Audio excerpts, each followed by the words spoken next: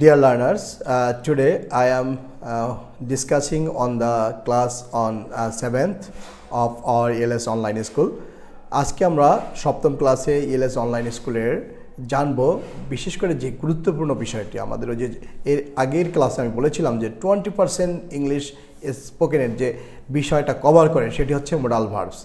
আর একটি ক্লাসের সাথে আরেকটি ক্লাসের যে যোগসূত্র রয়েছে সেটি কিন্তু এই ক্লাসের মাধ্যমে আমরা জানবো। বিশেষ করে আমাদের কিন্তু দেখো পিছনে যে ক্লাসগুলো এসেছে প্রত্যেকটির সাথে প্রত্যেকটির একটা লিঙ্ক বা একটা ব্রিজের মতো কাজ করতেছে।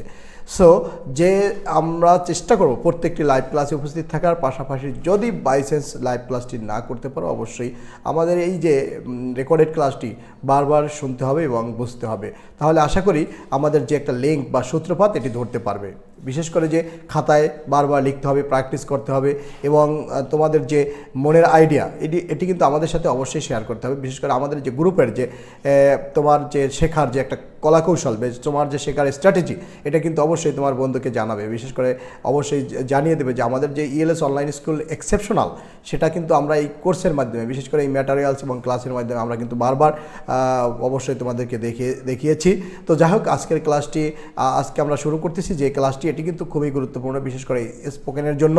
আর 20% কভার হয়ে যাবে after taking this class and you can understand the language form, how can we form the formal and informal language in a way of modal auxiliary verbs. যাই হোক modal auxiliary verbs are those helping verbs that helps to express the mood, একটা mood প্রকাশ করে or manner অথবা একটা স্বভাব প্রকাশ করে in which the action is done.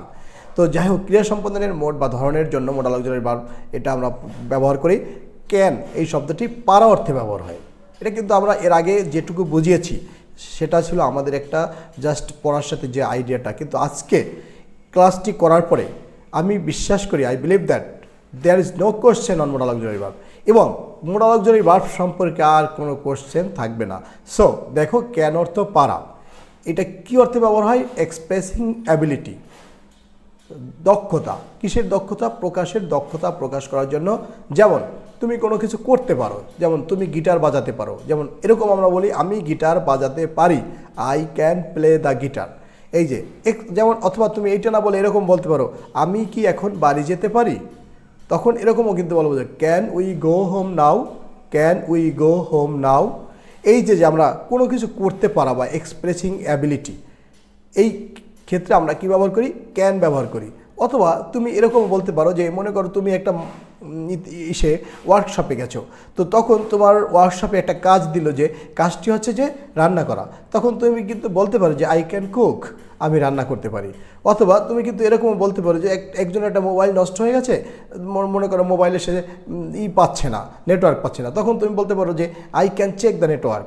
এই যে ক্যান মানে you use this word to express your ability.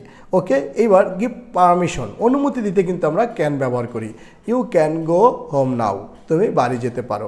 তার মানে আস্কিং পারমিশনে, গিভিং পারমিশনে আমরা ক্যান ব্যবহার করি এবং এক্সপ্রেসিং অ্যাবিলিটিতে ক্যান ব্যবহার করি।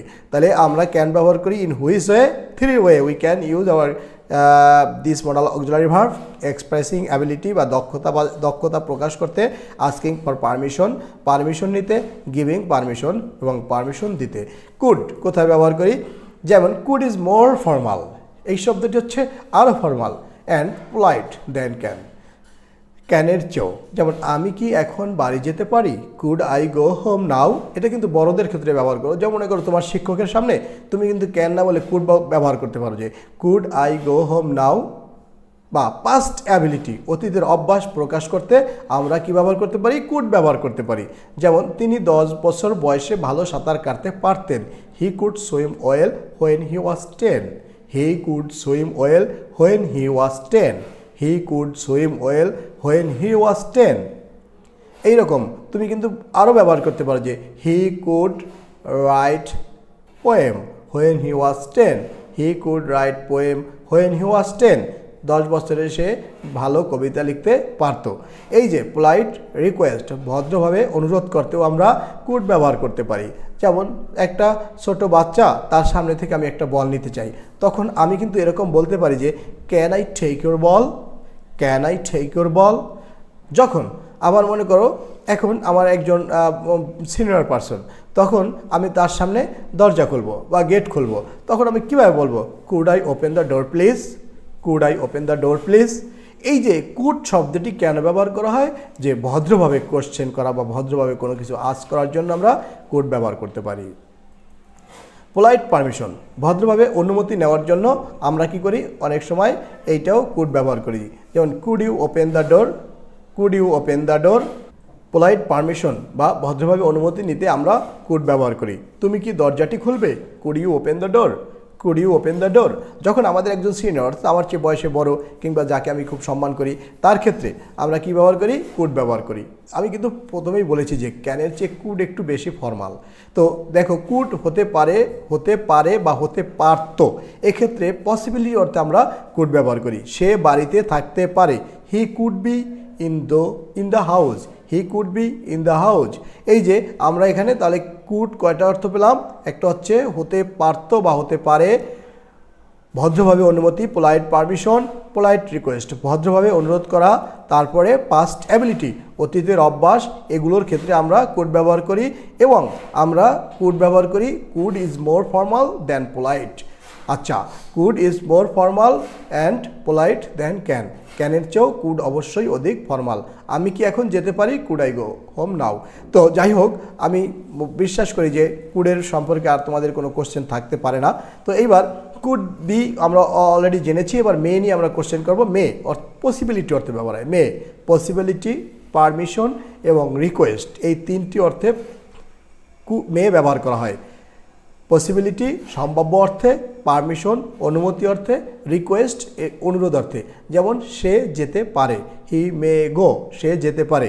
আমি কি আসতে পারি, মে আই কাম ইন, আমি কি আসতে পারি, মে আই কাম ইন। অথবা আমি কি যেতে পারি, মে আই গো ইন। এরকম কিন্তু আমরা মেয়ে দ্বারা কোশ্চেন করি। এবার দেখো, মাইট পসিবিলিটি কিন্তু অপেক্ষাকৃত কম সম্ভাবনা, তখন আমরা মাইট ব্যবহার করি। যেমন আকাশে মেঘ করেছে, এখন বৃষ্টি হতেও পারে আবার নাও হতে পারে, এটা কিন্তু আমরা নিজেরা জানি না, তখন আমরা ব্যবহার করবো কি, ইট মাইট রেইন, ইট মাইট রেইন। এই যে বৃষ্টি হতে পারে, অর্থাৎ হওয়ার সম্ভাবনা কিন্তু কম। আবার এরপরে হচ্ছে আমরা শ্যাল ব্যবহার করব। শ্যাল কোথায় ব্যবহার করি, দেখো কোনো বইতে অবশ্যই কিন্তু তোমরা দেখাতে পারবে না যে শ্যাল কোথায়, উইল কোথায়। এরকম যেমন এইভাবে শ্যাল অফার অর্থে ব্যবহার হয়, সাজেশন অর্থে ব্যবহার হয়, আস্কিং অর্থে। এটা কিন্তু অনেকেই জানে না, অনেকে এইটাই শিখছে ছোটোবেলায় যে শ্যাল উইল হচ্ছে ফিউচার ইনডিফিনিটের, এবং এটা shall will I shall go, I he will go, এরকম অর্থে ব্যবহার হয়। বাট এখানে শ্যাল অফার অর্থে, সাজেশন অর্থে এবং আস্কিং অর্থে ব্যবহার করা যায়। আমরা কি পার্কে যাব, দেখো shall we go to park, shall we go to park, shall we go to park. এই যে অফার অর্থে, আমরা কি পার্কে যাব, মানে আমি একজনের প্রস্তাব করছি, তুমি কি পার্কে যাবে, তখন এরকমও কোশ্চেন করতে পারি, shall you go to park, shall you go to park. Just সাবজেক্টটা চেঞ্জ করে দিলেই হলো। আমরা কিন্তু দেখো, ওই যে আবার বলছি যে একটা সেন্টেন্স নিয়ে যদি আমরা একটু চিন্তা করি 30 মিনিট, তাহলে আমাদের মাথায় কিন্তু এই সেন্টেন্সটা সারা জীবনের জন্য থেকে যাবে। We have don't implement any structure or rules, আমরা কিন্তু কোনো রুলস এবং স্ট্রাকচার ইমপ্লিমেন্ট করতেছি না।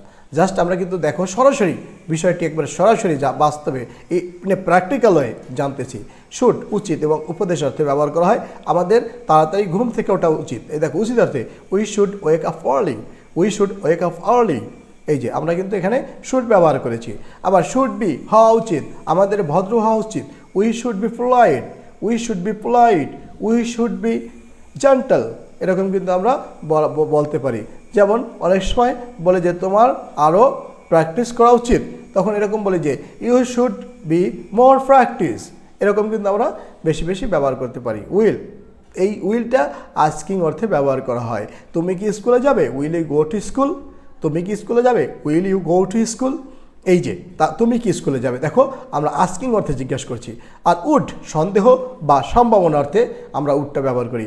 আজ বৃষ্টি হবে, সন্দেহ হতে পারে, ইট উড রেইন টুডে।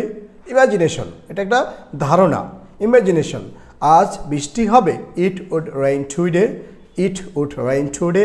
তো যাক, মোর পোলাইট, এখানে আমরা উড ব্যবহার করি। ওই যে আমি এই কোশ্চেনটা কিন্তু আরও একটা ক্লাসে বলেছিলাম যে উডটা আমরা, অর্থাৎ এর আগের ক্লাসেই বলেছিলাম যে আমরা কি উড সাধারণত মোর পোলাইট অর্থে ব্যবহার করি। যেমন would you like to take tea, would you like to take tea, তুমি কি টি খেতে পছন্দ করো, চা পান করতে পছন্দ করো। এবার তুমি কি জুস পান করতে চাও, would you like some juice, would you like some juice? এই যে দেখো উডটা আমরা ব্যবহার করেছি। বা তুমি কি আমাকে এই কথাটা বলতে পছন্দ করবে? Would you like to tell it? Would you like to tell it? আবার তুমি কি আমাকে স্টোরিটি বলতে পছন্দ করবে? Would you like to tell the story? এই যে অনেকে যারা বলে যে তুমি একটি সেন্টেন্স জানলে 500 সেন্টেন্স তৈরি করতে পারবে। সাপোজ মনে করো তোমাকে একজনে বললো যে এই বইটি কিনলে একটি সেন্টেন্স জানলে 500 সেন্টেন্স বা 500 সেন্টেন্স তৈরি করতে পারবে। তার মানে আমরাও কি বলতে পারি না যে এই যে উড ইউ লাইক এই সেন্টেন্সটি জানলে তুমি 1000 সেন্টেন্স তৈরি করতে পারবে? অবশ্যই বলতে পারি, কারণ এই সেন্টেন্সটি তো এইভাবেই তো, would you like to take tea, would you like some juice, would you like to go there, তুমি কি সেখানে যেতে পছন্দ করবে? অথবা would you like to tell the story, তুমি কি গল্পটি বলতে পছন্দ করবে? বা ওইখানে একটা মনে করো ফ্রান্সে একটা ঘটনা হয়েছিল, এই ঘটনা সম্পর্কে তুমি একজনে জিজ্ঞাসা করবো যে I know you were there, আমি জানি আপনি সেখানে ছিলেন, can you tell me the story? এইভাবে বলতে পারো। অথবা তুমি এরকমভাবে কোশ্চেন করো, would you like to tell the story বা would you like to tell the event? এই যে তুমি তাকে কিন্তু এইভাবে কোশ্চেন করতে পারো। সো আই বিলিভ দ্যাট এখানে কিন্তু there is no rules, there is no structure. So just practice daily 1 hour and keep connect with ELS online school. Specially this is the spoken class and you get the exceptional material from us. I think we will provide more materials if you connect with us our reading and writing and listening class. So ওই একটা কথাই আবার বারবার স্মরণ করে দিতে চাচ্ছি যে if you don't understand this class, just listen again and again. Recorded class তোমাকে অবশ্যই হেল্প করবে। হ্যাবিট ইন দ্য পাস্ট, অতীতের অভ্যাস বলতে আমরা কি ব্যবহার করি? উড ব্যবহার করি। দেখো উড, আমরা গান করতাম, উই উড সিং। অতীতে আমরা কী করতাম? পুকুরে সাঁতার কাটতাম, তাই না? খালে বা বিলে সাঁতার কাটতাম, তখন কিন্তু আমরা এরকম বলতে পারি we would swim, we would swim.